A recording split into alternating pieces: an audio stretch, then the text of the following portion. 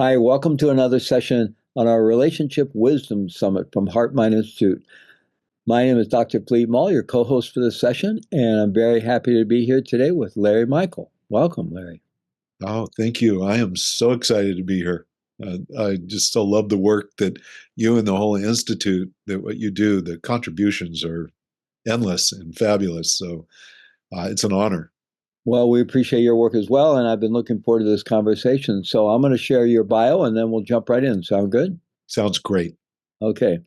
So Larry Michael is also known as the Love Shepherd, is the founder of the Institute of Genetic Energetics, a master ERP relationship restoration coach, speaker, producer, celebrated host, interviewee, and author of Lasting 11 Illuminations and the Essential Questions for a Co-Creative Evolutionary Committed Partnership. Larry is the steward for revolutionary science, which explores the impact and expanse of our energetic relationships. His work has helped millions of people globally break free of debilitating stories and dramatically convert shame, blame, guilt, and resentment into honor, appreciation, respect, acknowledgement, and love. So I think people can understand why we're excited to have you on this summit, all about relationship wisdom. So you've spoken about the importance of specific tools for building thriving and lasting relationships. So I wonder if you could share what some of these most essential tools are, and what is transformative about them in their nature, and how coaches use these tools to guide people into really optimizing their relationships. Wow. Such a great question. And we have how many days to answer that question? And we have quite a few more questions. So Okay. Well, it's so timely that you're bringing it up because the book Lasting that's just come out has what we call 11 illuminations, and they're my favorite, if you will, tools that I've worked with, some discovered, and some are ancient and just brought to modern times. But I will share with you the ones that I think are absolutely the most important. And I would say the very first and most important tool is that we adopt a discipline of inquiry. And by inquiry, I mean kind of like step back into our child's mind, our beginner's mind. I believe all of us were born as seekers. We've always been seekers. It's our core to come out and be curious. And of course, the very first thing we're looking for is sustenance, which we get, but then we start to get all kinds of rules and all kinds of requirements and all kinds of judgments, and really get put into a place where we start to conclude and judge just about everything. And the result there is as soon as that happens, we just shrink and shrink and shrink into this smaller vestibule of ourself, if you will. And we do that for others as well, additionally. But if we can get back to just pure inquiry, like have that child's mind, and listen to people and ask questions, not ever looking for proof, Fleet, but looking to be surprised by the truth, it changes everything. Just inquiry by itself, just curiosity, pure curiosity, and asking why. I mean, I don't know about you when you were a kid, but I remember I was so curious all the time. I would there'd be carpools going to school, and the parents would say to my parents, I'd hear them say, well, your son asks a lot of questions, doesn't he? It's like he's always asking questions, to the point where they almost, like, the word annoying came up. And so I felt bad about asking questions for a while, but it never stopped me. I'm just endlessly curious. And the result is that I can instantly tell the difference between when I'm blaming or shaming or concluding or judging versus allowing myself to be surprised by what I learn. And so That makes a for lot of sense. Yeah, that inquiry and curiosity would be really a ground of keeping a relationship fresh. And I interviewed a well-known couple who are quite well-known relationship therapists and coaches, and a couple, and they said they developed a discipline within between themselves. So when one would say something to the other, come at the other that might be normally triggering, and you're going to want to just react and respond, instead of react and respond, you'd say, Can you tell me more about that? I'd really like to know more about that. And I mean, it takes a lot of discipline to say that when you really want to say something else, right? But it does shift everything into that spirit of inquiry you're talking about. It does, and that particular discipline is brilliant because it stops us from immediately assuming that Hmm. we know where someone's coming from. And if we can do that, just tell me a little bit more about it. And when we ask for that question, that tell me a little bit more about it, we're not asking so that we can find out what we need to prove so we know that what we think is the case is true. We have to be curious. So my favorite line, and it's very similar to that, is that when there's a argument or a conflict, is just to stop and go, I'm curious, what did you mean by that? Or Hmm. I'm curious, when you said you were you were super anxious, what specifically was happening? Tell me more about that. Hmm. Because anxiousness for one person could be totally different for another, right? And it may have to do with nothing that has to do with you and I, but it has everything to do with what the person's disposition, which we could instantly assume, well, they're angry at us or they're upset at us. And that's a trap, right? So that curiosity piece changes everything. So, curiosity inquiry, one of the essential tools. Maybe name a couple more that you feel are really key to having our relationship toolkit. Well, so we're coming up on a very a very important day in most people's lives where they're reminded of the this amazing love and connection they have with each other. And one of the things that I really, really have zeroed in on the last few years, and it's again in the book Lasting, the second illumination is about love itself. And love is a bit of a trap. It's this word that has us feeling so expressed and so wonderful and so connected. And at the same time, it's probably one of the most damaging words in the English language. And it's damaging because oftentimes, not always, but love gets, how do we put it? We leverage love against behaviors. So there's been lots and lots of attempts to define love. What exactly is it? Why, what does it look like? How does it feel? How do we, what words do we use to describe it? And if I had my way, I would remove the love completely from the English language, just completely, as if it never existed. And imagine, in fact, I've done this in the seminars. Imagine removing the word and then asking people, now describe what it is you really want to experience. Mm. Love languages are a great example because to me, love languages are not about love, but they're brilliant in terms of identifying circumstances and behaviors and things that we enjoy, from physical touch to expressions of kindness, whatever it might be. And those behaviors are really outstanding to be able to identify. But if we lump them all under the word love, here's what happens. Let's say you and I have this great business relationship, and I know you as one of the kindest people I've ever met.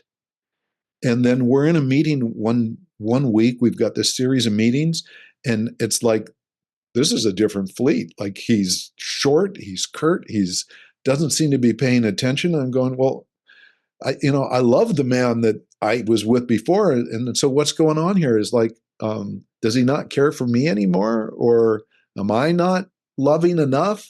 Do we not have that experience? And so, because of something that's going on in your life, I depreciate either myself or you. Where if I back to inquiry, if I just went, hey, Lee, what's up? I mean, what's going on? Because this is not the person I'm used to. And all of a sudden you say, well, it's been a little tough. I got news about someone very close to me that was diagnosed with cancer. One of the biggest projects that we were working on got put off for 2 years. And I was so upset. I smashed my car on the way home and I had not renewed the insurance. Right. Mm. And so I'm going, oh my God, I'm surprised we even got a chance to talk. So instead of depreciating our relationship just out of curiosity, I discover that there's other things going on in your life. And what I really missed was that connection, which was how we communicated or listened to each other. Or I missed the kindness. that was so important, that is an attribute that really became so valuable in our connection. So if we remove the word love and we describe what we're experiencing in detail based on what it really is that we desire or that we enjoy, a great connection, a good back rub, whatever it might be, what we have now is the clarity of that connection that is happening. And here's the piece that's really most important that brought all this on, is that years ago when I tried to define love, I went, man, as soon as I define it, it's not really it. Like as soon as I say love is this, I've kind of encased it in stone. And what I'm really trying to do at that moment is either preserve an experience that I've already had or project into the future an experience I want to have. And the reality is love exists only in the present. And most important, what I believe is love is nothing more than our life force. Nothing more. It's everything, right? And so if it's our life force fleet, we are never, ever without love. All we have to do is take a big inhale and go, that's life. That is love. It's there, and it might be masked occasionally from some kind of stress or issues or challenges or conflicts. But at the end of the day, I'm looking in the mirror and I see love, and I'm looking across the Zoom link at you, and I know that's love. It might show up in lots of different ways, but it's never gone. It's there as long as we're living. Yeah, my first spiritual teacher thought the word love was pretty problematic in many ways, very loaded, especially all the stuff around romantic love and so forth, Oof. and being so conditional, man, conditional love, the kind of love we give and take away and withdraw and so forth. Whereas if you get into, I think you're right. It really is the energy of life. It is the connecting force in the universe, right? It's that, and when So we're much. love in that fundamental unconditional way, it's quite a bit different. But in coming back to relationships, I think it is better to talk about it in terms of what is it that feels like what we call love, right? What is it feels like, the connection, the inclusion, the, as you said, the physical touch or the kindness or the feeling felt, feeling seen, or all the things that we interpret as, oh yeah, my partner loves me, right? But it's more important to talk about the specifics, right? Yeah. You actually nailed something really important, because I'm nicknamed the Love Shepherd, right? So I've been following this path for my entire life. And it feels great to me to say to someone, oh my God, I love you. And I'm going, so what is that? If love is just a life force, what causes us to do that? And you said it. It's being seen, being heard. And I believe that when we really, at that moment that we say to someone, I love you, it's because they've reflected back to us who we know ourselves to be deep inside. And so, kind of what we're really saying when someone says, I love you, is you turn around and go, thank you. I love me, right? That sense that someone's really seen you, really heard you, but most important, reflects back to you what you know is this deep truth inside. That's when we just blurt out, I love you, or I love this. I mean, we go out in nature, right? If you haven't walked in nature for a long time and you go out in nature and you're walking and you stop and you look around at the trees and your feet are on the ground and you go, ah, oh, God, I love nature. What we really are in that moment is reminded of our connection to this planet, right? To the shepherding we're here to do with this planet. And it feels like something's completed. We feel at home. And of course we're going to say I love nature, because it's a reflection of us. Larry, you've spoken about a a single missing ingredient that can really undermine the foundation of our relationships. What can you talk about that a little bit? I can. I love this one. This is boy, I mean, I if we had lots of time, I would tell you the story behind it. But I can just say that after a very, very long and a very long and very special relationship that went its own direction, I spent a lot of time going, what happened there? What was my role in this? How did it fall apart? And it's with a person who today is still one of my best friends, but the romance collapsed. And when I finally got it, it was it just floored me. And it has to do with co-creation. Now, the word co-creation is getting to be very popular again these days. So a lot of people think of co-creation as like, oh, you and I were, you put this entire summit together. I get to be part of it. So here I am, and I'm contributing, and you're putting this whole thing together, and you're contributing, and I can say, look, us and all the people in this, it's our co-creation. But it's a little different than that. And by the way, this happens all the time in families as well. It's like, let's build a house. Okay, you design the kitchen, and I'll take care of the den and the outside, and we go our own separate ways to contribute back to the relationship, and we call that co-creation. I would call that collaboration and creation for sure, but not co-creation. So co-creation has 5 very specific elements. And I hope when you hear these, you'll see what I mean. So it starts with the first one, which is 2 or more people. Co-creation can only happen when both partners are actively involved and together during their creation. Mm-hmm. So it's not just like you do this and I'll do that, but they're really together in the midst of the co-creation. So that's number 1. The second piece is what I started with. It's inquiry.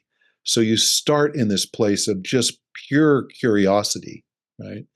And from there, you're not looking to solve something particularly. You're not going, okay, let's create a book that has X number of pages.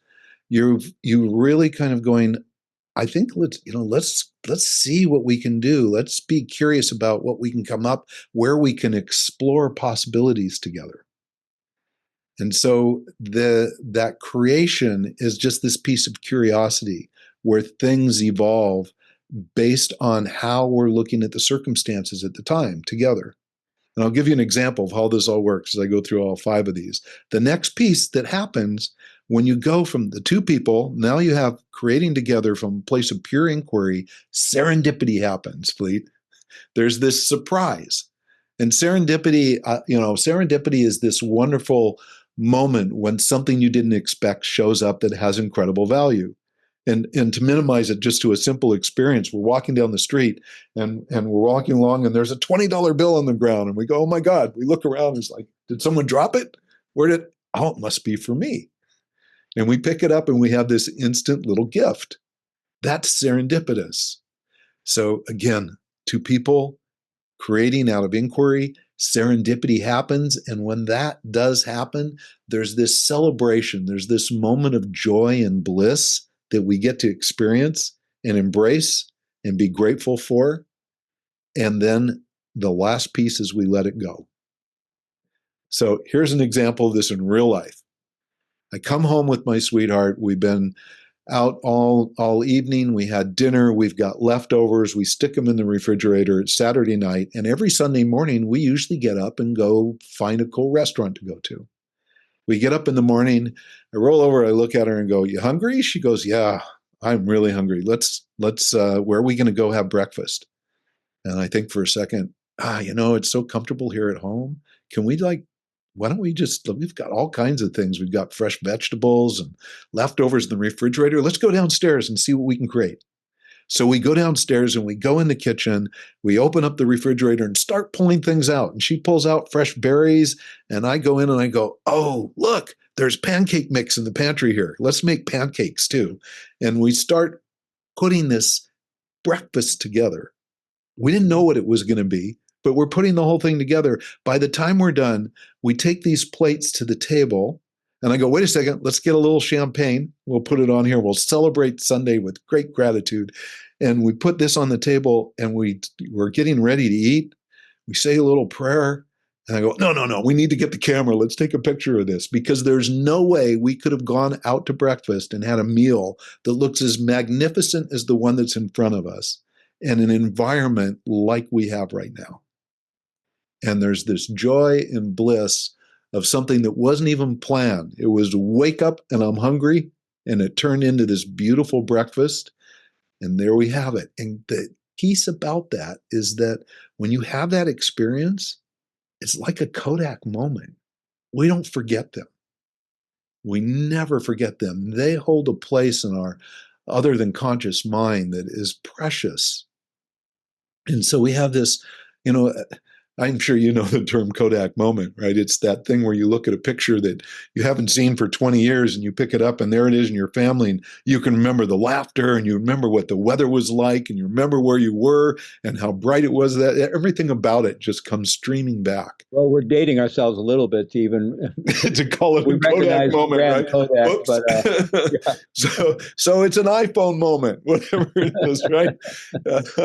But it streams back in, and what I realized is that we need these co-creative experiences in our relationships because without them, there becomes something missing, and that missing piece is where I've seen more relationships go different directions than anything else. I've been working with couples for 30 years now, Mm. and I will ask them, when's the last time you co-created something?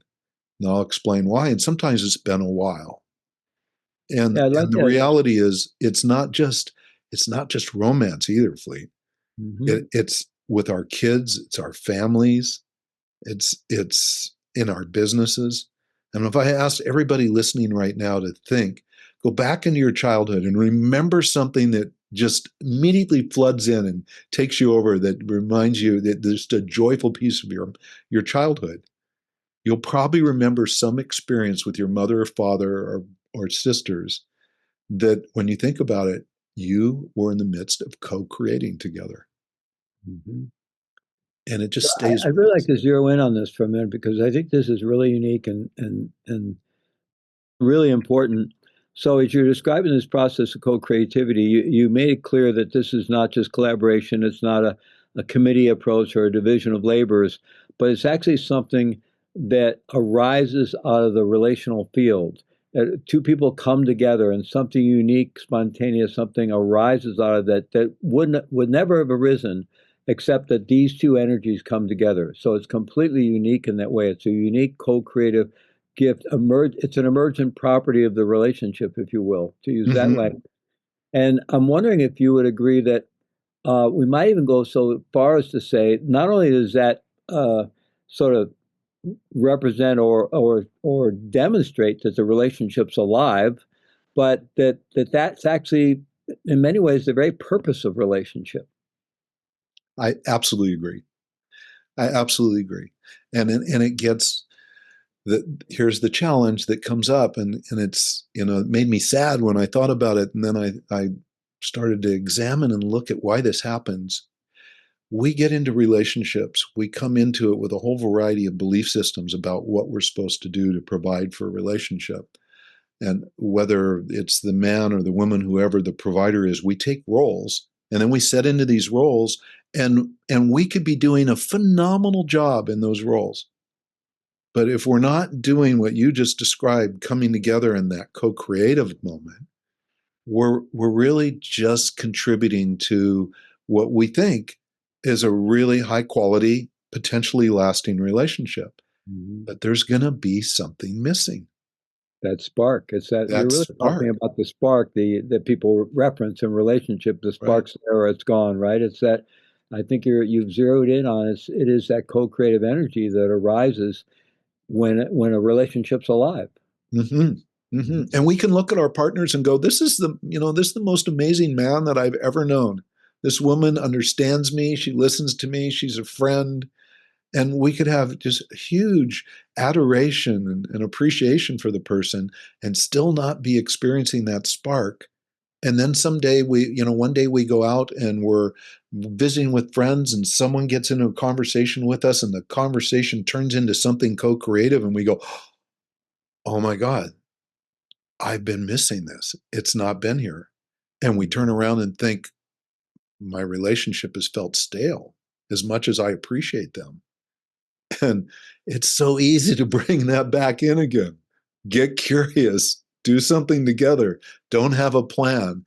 You bring co creation back into a relationship that's just been one of delivering as we're supposed to, and that spark returns, and it's So glorious. great, and I think co-creation, as you're describing the spontaneity, the spark. It's a nonlinear event, and thus it requires play. It's bringing the play and creativity are very connected, obviously, and it's that playful quality in the relationship, right? Absolutely. And there's where the fourth part of it, what follows that serendipitous moment is joy and bliss, right? What's more playful, or what's the greatest result from play is joy, right? It's just amazing. So you talk about something called genetic energetics. That's quite a mouthful. So what is genetic energetics other than a play on words of some kind here? Well, oh my gosh, that's that. I'll have to give you the Reader's Digest version of this. So since I was 14 years old, I've been trying to understand relationships. I made it my path to discover why we love, how we connect, what improves the human condition. And because of that, I went and I studied to be a psychologist and a social anthropologist, and I just learned NLP and hypnotherapy and a whole ton of tools. You know what it's like to have all these various tools, right? And all of them were very useful, but there was still something that what seemed to be missing. And 19 years ago, almost 20 years ago, I was at the tail end of a relationship that was very challenged, and I was trying to fix it. I was doing what I thought I was supposed to do. I got to fix this relationship. It's broken. It's my responsibility to fix it, or we need to fix it together. And what I was discovering is that the relationships tragic moments were all based on stories that we'd been creating. And at that same time, I met a gentleman who, at this event, at the end of the event, he says, I can tell you something about your relationship that no one else has ever been able to tell you, and it will change everything for you. And I went, okay, I've been trying to fix this for 2 years. And I sit down with this man, and he asked me for just two pieces of information. He asked me for my birth date, and he asked me for my biological mother's birth date, so my opposite gender biological parent. And I went, oh, it's astrology. I really like astrology and numerology. I'm into the esoteric stuff. It's very cool, but it's never been the answer for me. And he says, just humor me and let's do this. I get him the information. He runs this profile, and it's mind-boggling how accurate it is in so many ways. And the accuracy was so potent that for me, it even had me go back almost 30 years through the history of the businesses that I've been running and let go of this horrendous shame and blame that had been in my way. What the system is, genetic energetics, what it's doing is identifying the energetic frequencies that we vibrate at. It's literally the oldest system known to humankind that helps us select or make decisions who we want to be around. And if you think about it, there are people that we have instant connection with. There's people that we go, wow, what an amazing person. And you really want to get to know them, but for some reason, it just doesn't jive. There's people who are so easy to communicate with, and others that it feels like, although we're both speaking English, it sounds like we're communicating as if we're talking two very different foreign languages, right? There are people that sexually are just, it's beautiful. The intimacy is instant and quick and so deep. And others where, wow, I wanted this to work and it didn't. And what we've discovered is there are very specific energetic, genetically coded energetics that influence how we communicate, how we process information, the speed that we process information, how we relate to money, how we sexually engage, and even identify chemistry. So I got involved in this 20 years ago. A couple years after I got involved, some scientists came in and said, can we study this? And so there's now some journal articles written about it because they proved its efficacy. And at the time, Fleet, when I first got involved, it was focused on matchmaking. The whole thing was like how to find your perfect partner. But when I interviewed people, and I spent 2 years interviewing people trying to make sure it was efficacious, what the result I got really surprised me. I had people come back and say, thank you for saving our marriage. I haven't talked to my dad in 30 years, and we finally talked. And my brothers and sisters, we've just not been close. And we just had a family gathering that I never thought was going to be possible again. Mm. So I went, this is way more than just finding your perfect match. And and so eventually I bought the company. I went, this is bigger. This is way bigger than just matchmaking. And it has very powerful things to say too about what it's like when you meet someone who energetically you're so aligned with. Talk about feeling seen and heard. It's almost eerie. Like if you have things to hide and you're with someone who sees you that clearly, it's pretty uncomfortable. And and if you don't have things to hide, if you're courageous in the way you go about your life and you want to grow, then having someone that sees you that beautifully is the most phenomenal growth. It's the most beautiful exploration you can do. So when I got involved in this and I spent time with it, it turned in for me to something that I now call a Dharma path. And 18 years ago, if you even used that term for me, I would have gone, I don't know what that is. I have things I care about and I'm passionate about. But this one is so important that for the rest of my life, it's the work I'm committed to.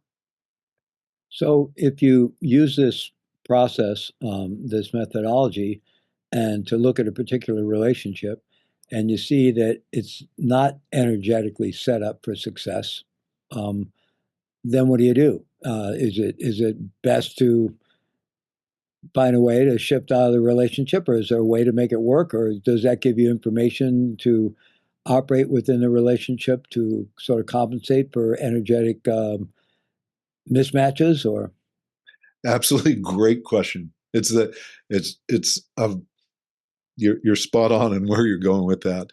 When I was first got involved, I was told, well, look at if you're not a great match, then the chances of the relationship working were not very high. But when I researched it, I found people that have been in a relationship for many, many, many years that weren't necessarily a perfect energetic match. What they had learned to do was discover their differences and embrace them. Mhm. So I'll give you an example of something that's the most common that we see in relationships. In communication, there's two different styles. One's called structural, one's figurative. I'm structural. I pick my words to mean exactly what I want to say. And if you talk to me, I'm going to interpret what you're saying based on the dictionary definition of the word. I'm going to take you literally, right? And that's the way I speak. And so if I say to you, I could have a conversation, say, Fleet, it's really important that we go over these 6 questions. And if we go down this route, I'll be super excited about it. Now, if you're structural and you listen to that, you go, you've heard important, you heard excited, you heard let's go down this particular road. That came through clear. If your figurative talking style, this is of the 2 styles, it's the other one, your primary way of communicating is emoting. It's a conveyance of emotion. So you would hear me and go, his lips are moving, he's making words, but he hasn't said anything that I think I need to pay attention to. It's because I haven't put any emphasis on the words. Now, if I turn around and go, all right, look, if we're going to do this, it is super important. I mean, really, really important that we go over these. And I can't tell you how grateful I'd be if we could just cover this one topic. It just means so much to me, right? And that emotion, and it's like the person would go, well, why didn't you say that in the first place? So, and it literally is, we're both speaking English, but one's very structural and one's figurative. And I see more relationships just tear each other apart with beliefs like, you never listen to me, you don't pay attention, I told you exactly what I meant and what we needed to do. You must not care because you didn't hear it. So for every circumstance where there's a misunderstanding, we have a tendency as humans to create a set of beliefs around it. Why did we have this misunderstanding? Well, either I wasn't paying attention, I was being kind of a shit, or you were. And if you were, maybe you just don't care that much anymore. All these stories are devastating, and most of them are not true. And if they go on long enough, we have resentment and blame and shame and guilt that build up. So when you can understand that we have two different ways of communicating, now I know to listen differently. I know to check in and go, you know what you just told me? I'm not sure I really understood what you meant. I'm curious. Can you give me a little bit more detail? And you tell me, and I go, oh my God, I'm so glad I asked because I thought you were saying something totally different. And I was getting a little bit aggravated. And now I know that, wow, thank you. I so appreciate your thoughts. So we go from anger and upset, judgment, conclusion, blame, shame to honor, acknowledge, respect, accommodate, and love. I mean, what a shift just by seeing those differences. So, So again, you're kind of circling back to this process of inquiry and curiosity, but it's something important. You know, in your work, you talk about what you call true inquiry, what inquiry really is, and courageous intimacy. And you also talk about transforming conflict into connection. And it seems to be in relationships, especially, well, could be business, could be any relationship really, but conflict is part and parcel of relationships. And certainly in long-term romantic and primary relationships and so forth, conflict inevitably arises. And it's many of us are, or most of us are conflict avoidant to one degree or another, which means we're really giving up a treasure trove of what can lead to further intimacy. And mm-hmm. but if we don't have the tools to deal with conflict, then it leads to everything you were talking about. It leads to unspoken words, resentment, and blame, and shame, and disconnection. Whereas if we have the tools to deal with conflict in a healthy way, it can lead to greater connection and greater intimacy. So I wonder if you could describe how you coach people to work with conflict and see conflict as an opportunity for greater intimacy rather than something I just don't want to deal with. Thank you. Wow, what a great question. So yeah, conflict is destructive, no question about it. Can be destructive, but conflict could also be is an opportunity.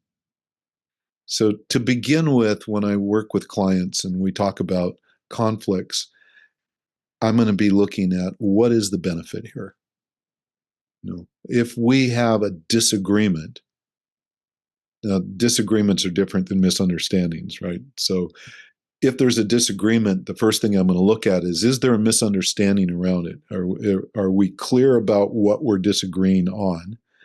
Hence, we bring in genetic energetics and communication styles. Most of the time, when there's a misunderstanding, then if you clear up that misunderstanding, the disagreement goes away. Right? Mm-hmm. You now have something that's resolvable because we're actually talking about the same thing. So, inquiry, understanding the potential differences, removing labels is incredibly important. Like a lot of people many of us, we're kind of almost conditioned to do it, to go in and give someone a label if they behave a certain way. There's a difference between saying, you know, you're really a cold-hearted bastard, right? And what do we do with a label like that? Versus saying, you know, what happened was really felt cold-hearted to me. So I'm not labeling you, I'm describing a circumstance. And just that small shift takes us out of pushing back and trying to protect ourselves from being assaulted by something that we can't do anything with. And you give someone a label, it's like putting them in a room and saying, this is your room, shutting the door, and I'll open this door when I want exactly what I think is inside there. Meanwhile, you're in the room going, wait a second, I'm way bigger than this room. How did I get put in here? We do this to people all the time. And we just went through a huge election. How many labels were thrown around during that? And the conflicts that happen because we get set on a label that we give someone, whether it's a small thing from just saying you're a mean person to labels that can be very disastrous, ADHD, ADD, misdiagnosed, I think in my experience in my business, 80% of the time. People calling someone a narcissist. It's our favorite word these days to call someone, oh, they're a narcissist. Look at all of us have narcissistic behaviors occasionally.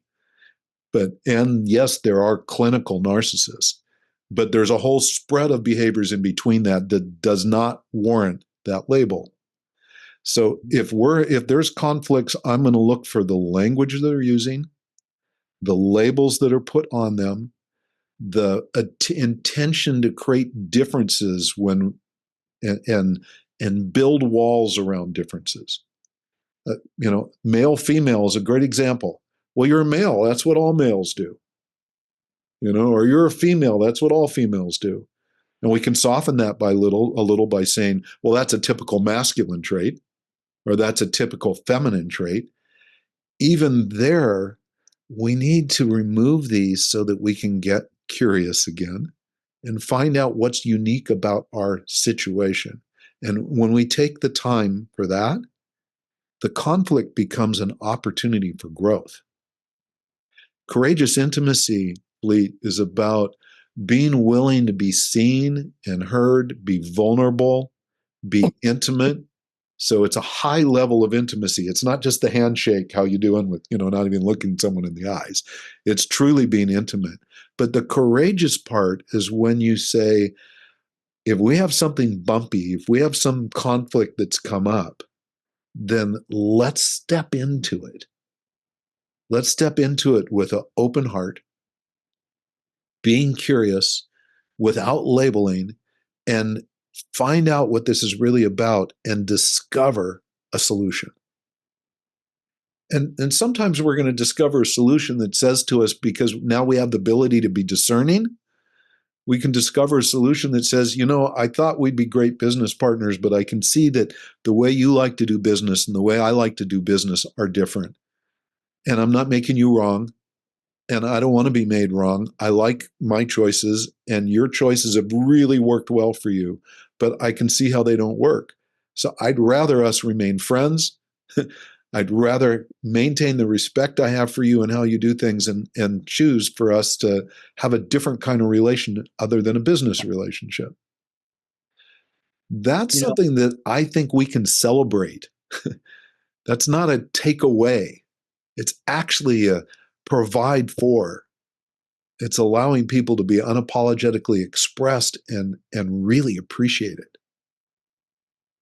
Yeah, again and again, you're talking about the spirit of inquiry and curiosity that leads to clarity, and so much conflict in relationships, whether they're primary intimate relationships, business relationships, social relationships. Most misunderstandings and conflicts arise out of kind of a murky lack of clarity. And I thought it was really interesting. I want to talk more about intimacy in a moment. But you were connecting, conflict and differences. And, often by the time we get into something we're calling a conflict, it's because we were ignoring differences. We weren't sensitive to differences. We weren't in a state of inquiry around differences. And it's that willingness to explore that. And, how many people even have done some psychological work or some testing, a Myers-Briggs test, or done, your genetic energetics work, or they even know what their own thinking style, their own decision-making style, or their own communication style is, or they know the same about their partner, intimate partner or business partner. I mean, having that knowledge is so transformative. It's like, we're all, and also if we haven't trained in some kind of self-regulation methodology, so we know how to manage our own autonomic nervous system, and we're actually pretty triggerable, and tend to fly off the handle, and we don't have that information, then relationships are like two people walking blindfolded through a minefield. Yeah, it's an explosion getting ready to happen, and it's not an explosion of joy; it's an explosion of destruction. Yeah. So coming back to intimacy, that word intimacy, I think a lot of people would think, in some ways, it's certainly in primary relationships, romantic relationships, that's what we're looking for, and not just physical intimacy, but so I wonder if you could say something about what you mean by intimacy. It seems like such an important word. And going back to what you said about love before, and it is a loaded word. But as I was listening to you talk about love previously, and some of the limitations of the word or the way it's gets boxed in, it's those moments you describe, being out in nature or something. Oh, I love this, right? You feel it. It seems like there's there's some quality of open-heartedness. I mean, we're not shrunk in a defensive mode. There's some kind of openness and some kind of connectedness, and so that also seems to have some relationship to intimacy. So I wonder if you could talk about how you use that word in your work. Well, it totally does. I remember when I first heard the word way back years ago, I went, okay, I need to look this up. And when I looked it up, there were what I found is there were a number of, and this has been around for a long time, there were levels of intimacy that were described. Like there was 5 levels or 6 or 7 or 8 different levels of intimacy. And the first level of intimacy was really just kind of like, it really is like that handshake where you can't even look someone in the eye, right? And it's kind of an acknowledgement. So you're allowing a connection, but there's not much more to it. Like you're protected. And the next level up is really it could be a handshake where you look someone in the eye and you really like take a moment to make a connection. That's a big step for a lot of people. And we keep stepping up more and more in that. So we can start with, all right, I shook your hand. Now I acknowledge you. Now I'm curious and I want to know a little bit about you. And I'm noticing that like you're just always smiling. What are you happy about? Right? Like I don't smile like that. And yeah, I guess maybe I'm not always that happy inside, right? And now we start to have this exchange. Fleet, the greatest of all human needs is connection. We need connection. And when we distance ourselves from connection, we distance ourselves from levels of intimacy that are so life-giving. So, as we go deeper and we have conversations, now we decide, well, there's something to talk about. And then you say something to me that kind of triggers me. And I have this moment of like reacting. And at the early level of intimacy, that reaction is going to be kind of standoffish. But as we get a little bit more courageous, it's like, well, what am I really upset about? I mean, I'm not upset about them. There's nothing. They've been just absolutely stellar person. But now I'm finding I don't want to talk about this, right? And you're on the other end going, what, did I say something wrong? When in reality, it's not about you at all, right? It's about something going on inside me. Now, if I really care for this connection, and it's happening to me, and this person is like standoffish, and I go, hey, Fleet, what just happened? Right? I'm curious. What just happened? Because I love our conversations. Every time I get together with you, I learn something new, right? Or I get a distinction about something that I believed, and I went, well, maybe I'm going to rethink that one today, right? And so the level of intimacy is getting deeper and deeper, and we're building a relationship where we feel like it's safe, right? We have safety and choice in our communication. And so I see you as trustworthy. I trust myself to make good decisions. And we get closer and closer. And now our expressions are like, it's so much fun to get together with this man because I grow. I don't care how old I am. I grow every time we get together and talk.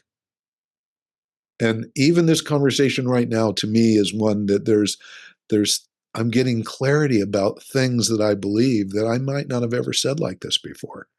So this is an intimate conversation. And it's like I'm grateful, I honor it, it's treasurable. And this is where with our romantic partners, this is the huge gift that we have in making that decision to commit to go deep and go into relationship with someone. To me, the word when someone says, I'm in love, it's that moment that we're looking at a person, not just in this experience of reflection, but saying, I want to build something with you. I want to create something with you. I see a future that I want to, I don't want to project and expect. I'm going to have to work not to expect things too much because I'm trained to do that. But I want I want us to go into this delightful surprise of growth. And maybe that's going to be having children, maybe it's travel, whatever it is. But the deeper we go into those intimate moments and the more courageous and vulnerable and radically honest that we can be. Like there's going to be times when something comes up that, oh, I don't want to talk about that. I've never talked to anybody about that. Not anybody about that. And then you realize the one person you really need to talk to about it is your partner. It scares the bejesus out of you.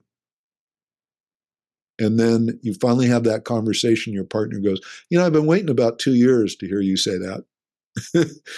I don't know what took you so long. You could have said it 2 years ago. Maybe I would have been ready, but I'm super ready now. And thank you. I care for you so much. Just to know that you're willing to reveal that. And I can see it. I hold it. I embrace it. You couldn't be more important to me in my life. Right? Well, I love that. Um, you use the term courageous, and you really model that. And because the gold in relationships is it requires courage and the vulnerability and the willingness to have difficult conversations, to have scary conversations. And I think so many of us hold back in relationship.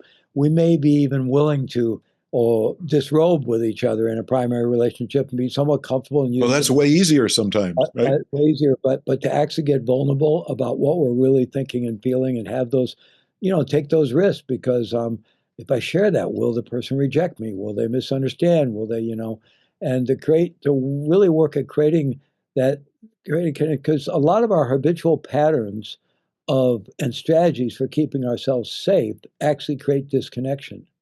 And somehow we have to make the leap to together in a relationship to find new ways to create enough safety that allows us to be courageous enough to get across into those spaces of vulnerability and deep connection. And it does require courage. It requires a bit of a leap, but it's so incredibly fulfilling. And it's every time we don't do that, it's every time we hold back, every time we don't reveal, we don't say, or we shy away from it, it's like we're creating disconnection there, and disconnection has momentum. It has a force to it, right? And it's like if we allow that to start building in a relationship, again, that can kill that play, that creativity that creates that co-creativity you were talking about. So, Yeah, we the create. aliveness of a relationship seems to really require this intentional courage if we're really keen on really experiencing relationship and keeping our relationships alive. Yeah, for sure it does. And what's coming up for me when you were saying that is that in relationships, when we keep that separation, there's just two characters in the relationship. There's like you and me. But a great partnership has there's three elements. There's a you, there's a me, and there's a we, right? There's the three of us. In Lasting, we created these 11 illuminations to help people really prepare to go into discovery. And then we have the second part of this book is all questions. And we've created the questions so there's always three answers. There's an answer for you, there's an answer for me, there's an answer for we, for us. And then there's levels deep for every question. But if we're thinking partnership, whether it's even if it's a business partnership, there's like, okay, I've got this role, you've got this role, and then we have this company we're building. And great companies have a mission, a purpose, they have a set of values. Relationships have to have those as well. To understand what we value, to do a values alignment exercise is so fun. And then to develop our own mission and purpose that has us truly committed to the partnership. We can take on all kinds of adversity from that, including changes in what we like to do in our life. Right? Yeah, my experience, if we're willing to do this courageous intimacy and have these vulnerable conversations and all the other ways in which we get to know our partner more deeply, we allow ourselves to be seen more deeply, then this actually begins to create what some call a relational field some have called it the third presence, which is the relationship. There's you, me, and then there's this energetic field that is the relationship, and it has its own quality, its own energy, its own personality, its own voice sometimes, really. But the way that gets created is through that courageous interaction of vulnerability with each other. Mm-hmm. And I think you're right on. And there's another piece that I think is important that comes with it. And it maybe it's just another way of saying what you just said, but when you have the two people that are contributing to this energetic field, Mm-hmm. they don't take from each other to support each other. They're the value, the power, that energetic field is the lifeblood of the relationship. That's the source of new energy. That's the source of commitment. It's the source of us being able to navigate through hard times. And it's not like, okay, you need to fix this for me. No, you be the best you can be and contribute that energy to that field. And then when there's a need, you can both together or individually ask from that field to help support. Absolutely. Absolutely, very much. That it's that field, that energetic field of relationship that can get us through difficult times.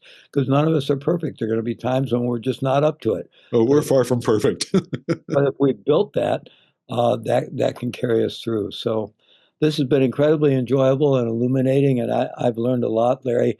Where can people find out more about your work? I really want to name the book again.